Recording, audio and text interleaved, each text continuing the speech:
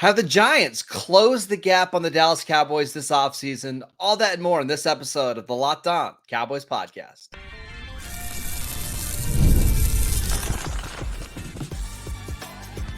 You are Locked On Cowboys, your daily Dallas Cowboys podcast. Part of the Locked On Podcast Network, your team every day. Welcome back to the Locked On Cowboys podcast, part of the Locked On Podcast Network, your team every day. We'd like to thank you for making us your first listen of the day. Today's episode is brought to you by FanDuel. Make every moment more as the playoffs wind down and sports stop sporting like we want them to. It's time to go visit FanDuel.com and go check out all the latest lines for the baseball games we've got going on right now. We've got NFL lines and odds that are already up. And FanDuel is hooking up all their customers with a boost or a bonus daily. That's right. There's something for everyone every day, all summer long. Just visit FanDuel.com/lockedon to get started. Welcome back. I am your host, Marcus Mosher. You can follow me on Twitter at Marcus_Mosher. And we've got a special guest for you today. It is Patricia Traina from Locked On Giants. Probably, listen, I know I shouldn't say this, but probably one of my favorite hosts on the Locked On Podcast Network. I always enjoy talking to Patricia. Go check her out on Twitter at Patricia_Traina. On today's show, we're taking a look at the Giants heading into the 2024 season.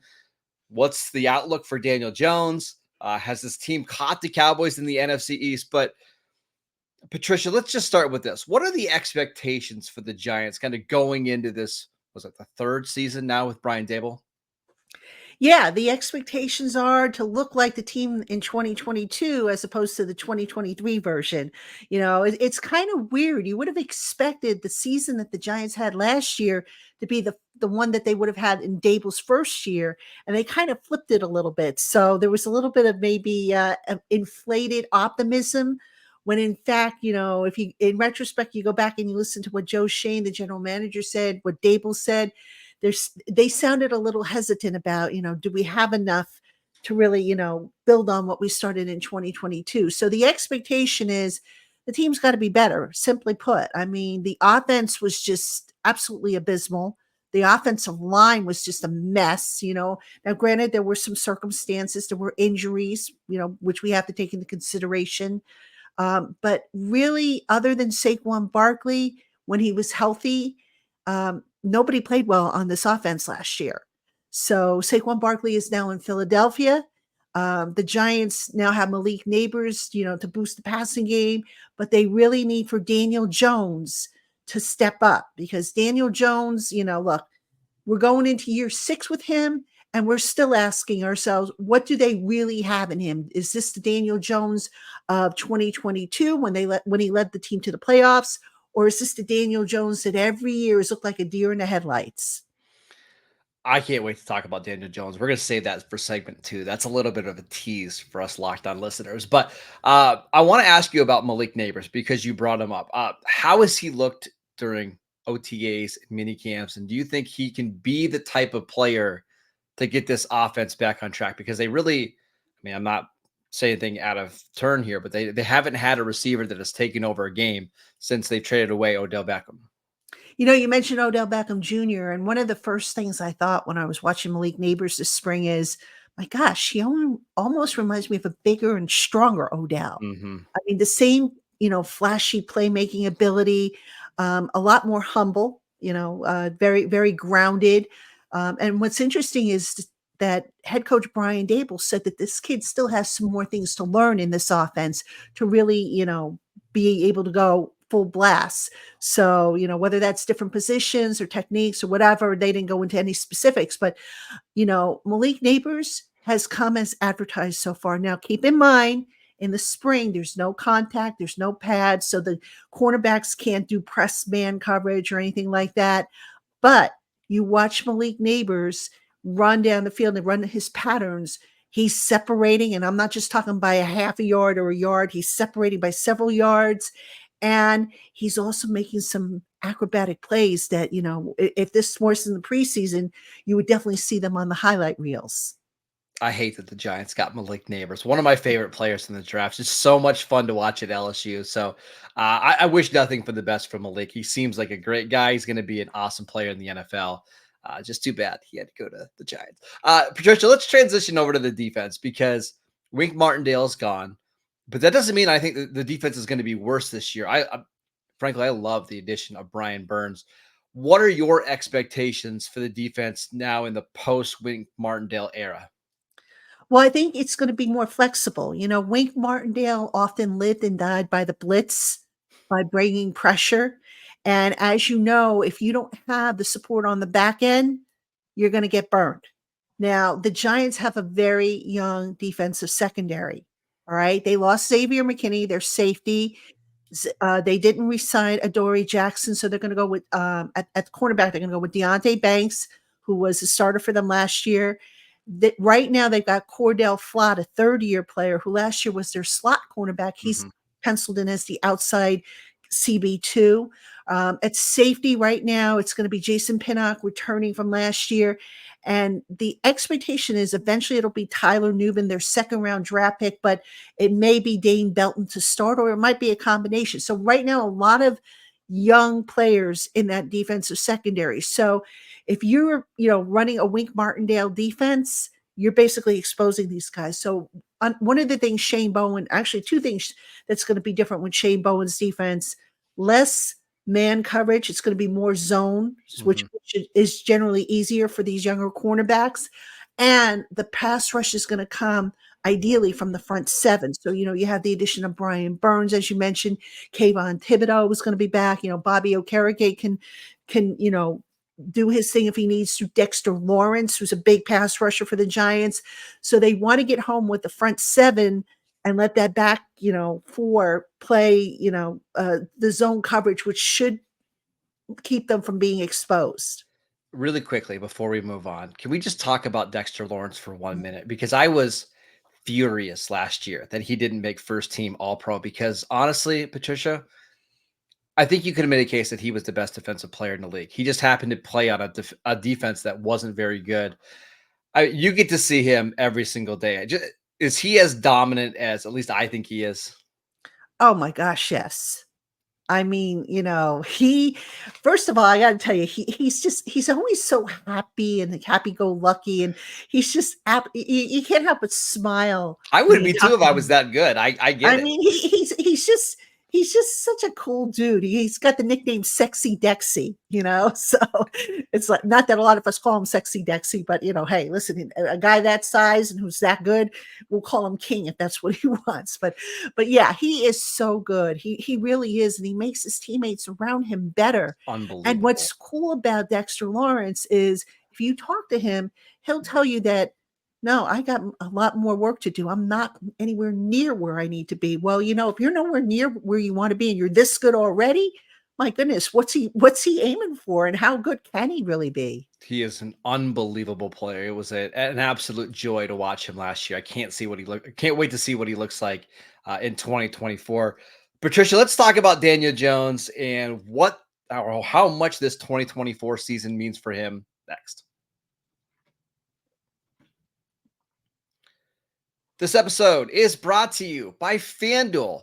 I love sports. I love sitting down and watching a game at night, and I just never want that to stop. But unfortunately, as the playoffs wind down, we're all done with the NBA playoffs. We've got Game 7 tonight in the Stanley Cup Finals.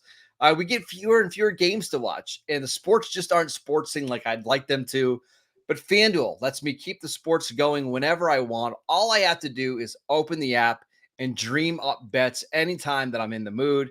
And this summer, FanDuel is hooking up all of their customers with a boost or a bonus daily. That's right. There's something for everyone every day, all summer long.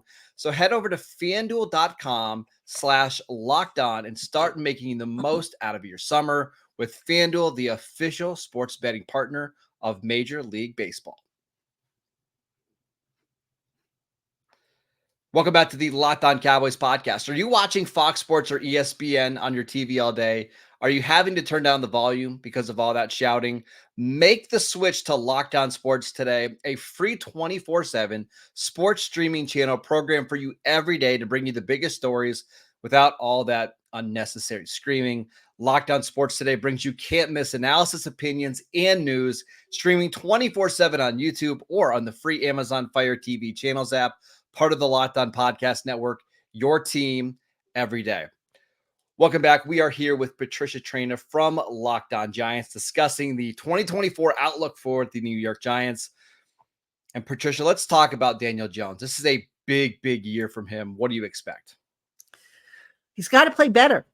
Simply put, I mean, look, last year, the offensive line was putrid. Let's call it for what it is. Mm-hmm. I mean, all told, it was 85 sacks, second most sacks in league history since sacks became a trackable stat. Now, the caveat there is you can argue, well, not all the sacks were on the offensive line. Some of them were also on the quarterback. And I think according to Pro Football Focus's study, Jones actually was responsible for about 20% of the sacks that he took. So I don't remember exactly how many that what the exact number is, but it was 20%. That was the tops amongst the three quarterbacks on the roster. Now there's a question of, was Jones shell-shocked? What was going on, because he didn't look as decisive as he did in 2022. He was reluctant to throw the ball down the field. And there were instances where he had time to do so. It wasn't that he was under pressure every single play. There were instances where, he could get the ball down the field. But yeah, it was just basically a combination of the perfect storm for him, between, like I said, the injuries, losing Andrew Thomas, his blindside protector in week 1 against the Cowboys. Darren Waller was missing for part of his tenure. Saquon Barkley was missing for part of those games. And then Daniel had the neck injury early in the season, came back from that, then tore his ACL. So just a perfect storm for him. But the snaps that he did play, he needed to be a little bit more consistent. So that being said, this is a big year from him. It looks as though Brian Daboll is going to take on the play calling from offensive coordinator Mike Kafka. So hopefully that will, help the offense, whatnot. Malik Nabers, who we talked about in the previous segment, they're expecting a lot out of him, and he should probably be the top target for Daniel Jones. The offensive line, they invested a lot of resources in getting veterans to boost up the offensive line. But we, of course, need to see that. We can't see that until they go into pads. And, the other, factor is, the Giants say that they have confidence in Jones, but you look along the way, they didn't pick up the option year in his rookie deal. Then they give him, that contract, which has an out after 2 years, probably more so because of the injury history, which is a concern. And then, there was, a lot of reports that they were trying to trade up in the draft to get Drake May. So, basically this is a make or break year for Daniel Jones. If he doesn't look any better or look any closer to what he looked like in 2022, the Giants will probably pivot out of that direction and go in a different direction. And I know it's hard to quantify this, but what would you need to see from Daniel Jones in order to be like, okay, Daniel, here's another season in 2025 where you're the week 1 starter? Is there something specific you're looking for? Is it just a number of wins? Is it passing? What is it for you that you're, looking into with Daniel Jones? The biggest issue that I have had with Daniel Jones from day one is his post-snap processing. It's like he locks onto one receiver and that's it. And I need to see that mature in his game. I mean, look, everything around him is not always going to be perfect. You cannot, as a quarterback, expect your pocket to be clean every time. You can't expect your receivers to run crisp routes or not, get bumped or whatnot. At some point, the quarterback has to play above the X's and O's. And I just don't think we have seen enough of that from Daniel Jones. And I think that's what we need to see. Excuse me, there are going to be games where, they lose and it's not necessarily the quarterback's fault. It could be the defense gave up, was just bad, or special teams, wet the bed or whatever. But you need your quarterback to kind of step up and play above the X's and O's. And we haven't really seen that consistently from Daniel Jones. All right, Patricia, let's assume for a minute that Daniel Jones, we come to the conclusion that Daniel Jones is not the answer for 2025 and beyond. How realistic do you think it is that Dak Prescott could be on the Giants' radar? Because I know that's been discussed a lot on social media over the last couple of weeks. Do you buy that at all? I'm not sure I do, and it's not no disrespect to Dak Prescott, but I wonder if, I still wouldn't rule out Dallas re-signing Dak Prescott, Either would I. maybe to a short, maybe to a short contract, because even if Dallas plans on, taking a quarterback in the draft next year, probably going to be a transition period, I would think. Mhm. I would also think, with Mike McCarthy being a lame duck coach, if he's not back, you're going to have a lot of change, so you're going to need some kind of stability, I would think, in order to make the transition work. But that's just my guess, from the outside looking in. You would know that better than I would. Well, do you think if the Giants moved on from Daniel Jones, do you think they would be more likely to go in the draft and select a quarterback and basically reset the quarterback, market? And I would not reset the quarterback market, but reset the quarterback clock. That way they can kind of build up the roster around a young quarterback, or go the veteran route and look for a stopgap quarterback or a 3 or 4 year rental, whether it's like what the Falcons are doing with Kirk Cousins this year, or again, maybe Dak Prescott, or maybe Derek Carr becomes available. Which option do you think the Giants would prefer here? I think it would be a combination, and we can't rule out Drew Lock, by the way. Hmm. The Giants signing Drew Lock from Seattle, they like him. They like him a lot. So, if Daniel Jones isn't ready to start the season, and Drew Lock, basically took all the team reps in the spring, was up and down, I thought, but they like him. So what's to say that they don't continue developing him and let him be the short-term solution? Because the thing with the Giants, remember, they like guys who know their system. So if they can build on what they started the year before with a guy that was in their system, I think that's the way they prefer to go. So if they decide, okay, you know what, Daniel, this isn't working out, we got to move on from you.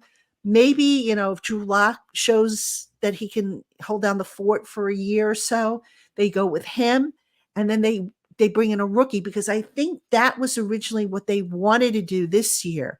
They were looking at, okay, could we get like a Drake May in the draft, or a top quarterback in this draft class? And if we can, the plan was to let that kid to sit, and then have Daniel Jones and or Drew Lock, depending on Jones's health, play out this year. Because the Giants right now, they're nowhere near being ready to be a Super Bowl contender. The best they can hope for is to maybe, be a wild card team, I think, at this point. But they still got a lot of work and a lot of questions they have to answer, the quarterback position, of course, included. All right, let's talk about where the Giants stand in the NFC East, and if they've gained any ground on the Cowboys this offseason next.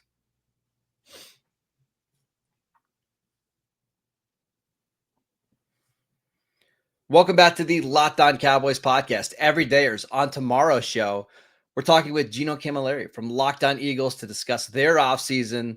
Kellen Moore signing on to be the offensive coordinator and where they stand compared to the Dallas Cowboys. But we're finishing up here with Patricia Traina from Locked On Giants. Patricia, where do you think the Giants stand right now in the NFC East? And do you believe that they've closed the gap at all on the Cowboys and the Eagles?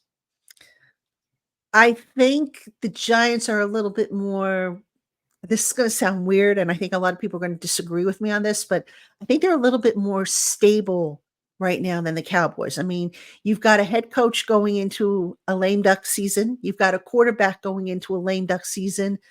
A lot of uncertainty. You got Mike Zimmer, who may be the next head coach in waiting. I think I saw a report that Mike McCarthy is getting fed up with Jerry Jones. So I wonder how much of that turmoil is going to seep into the locker room and maybe become a distraction for the players. Now, that being said, as far as the actual personnel, apples to apples, that remains to be seen, because the big question, like I said, for the Giants is that offensive line fixed? If it is not, then we're right back to where we started from last year. If it is, then I think you can maybe make a case that the Giants inched a little bit closer to closing the gap with the Cowboys. The running game, I think I would give the advantage there to the Giants, even though they don't have Saquon Barkley. I mean, I really don't understand what the Cowboys did with their running game and the decisions they made there. I know the Cowboys lost some offensive linemen. The Giants, of course, revamped theirs. Prescott's a better quarterback than Daniel Jones right now. Let's call it for what it is. The receiver core, I think Dallas might have an edge there. Although, again, let's see what Malik Nabers does for the Wan'Dale Robinsons and the Darius Slaytons and the Jalen Hyatt's of the world. Tight end is a question mark for the Giants right now. It looks like it's going to be Daniel Bellinger and rookie Theo Johnson, but there's a lot of unanswered questions. So, offensively, I don't know if they have closed the gap. I think on paper it looks like they have, but you got to see it on the field. Now, defensively, my biggest concern obviously is the defensive secondary, all that youth, but I think the front seven, I think that's a very, very good front seven that the Giants are fielding. So if you're looking for the key matchup, Giants Cowboys, go with that front seven against the Cowboys offensive line, because that's where I think it's going to get very interesting. I don't disagree that the Cowboys have a lot of uncertainty with the future of this team. I mean, you laid it all out, right? There are so many players in the final year of their deal. The coaching staff is in the final year of their deal. Even Mike Zimmer, who signed on to be the new defensive coordinator, only signed a 1-year deal with his team.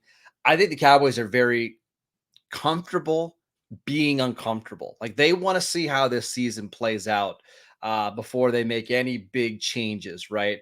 But as for the 2024 season itself, I mean, I fully expect this offense to still be really good. I mean, we've seen Mike McCarthy and Dak Prescott now, whenever they've been healthy and together, they're posting some absolutely elite numbers.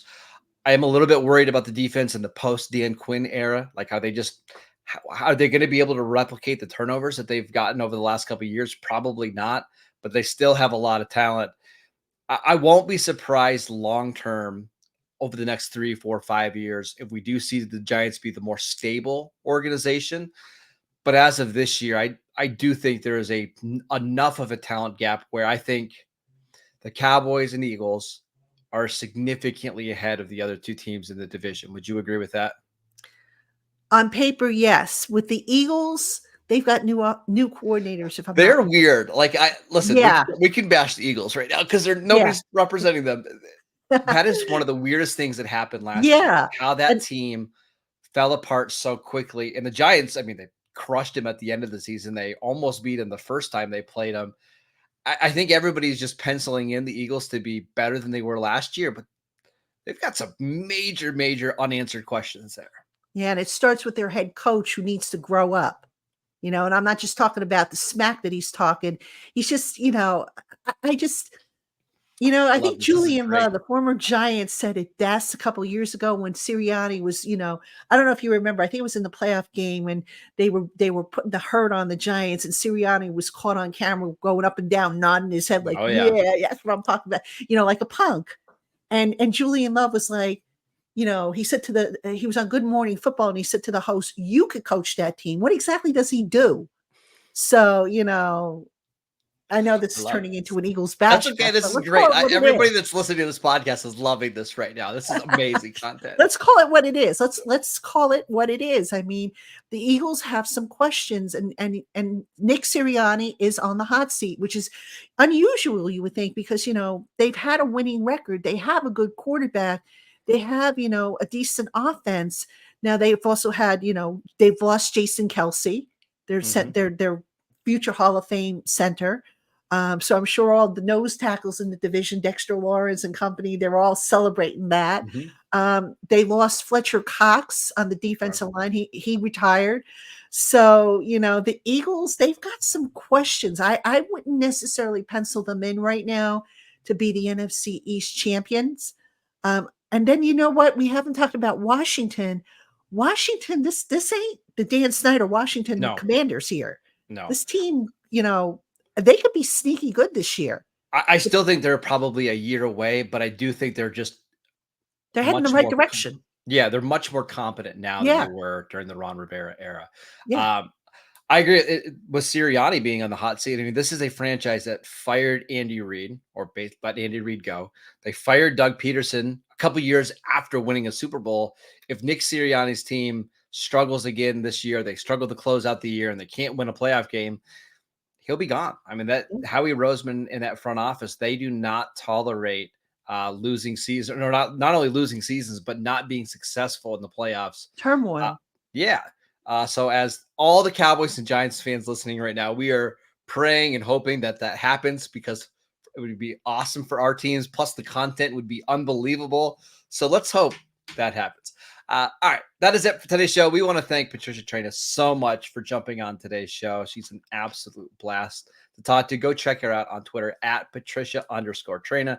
Check out the Locked On Giants podcast as well. She gets some amazing guests over there, including some pretty good players. Pretty recently, you've had Eli Manning on your show before, correct? Yeah, several times. I've had Eli on. I've had last week I had Mike Garafolo of the NFL Network on. Yeah. I get basically, I reach out. Who's who? I get. Yeah, so go check out the podcast. She does an absolutely fantastic job. You can go download the Locked On Cowboys podcast wherever you get your podcast. Same for Locked On Giants. Check us out on YouTube as well. We post videos every single day. Again, go follow Patricia on Twitter at Patricia_Traina. I'm at Marcus_Mosher, and we will see you right back here tomorrow.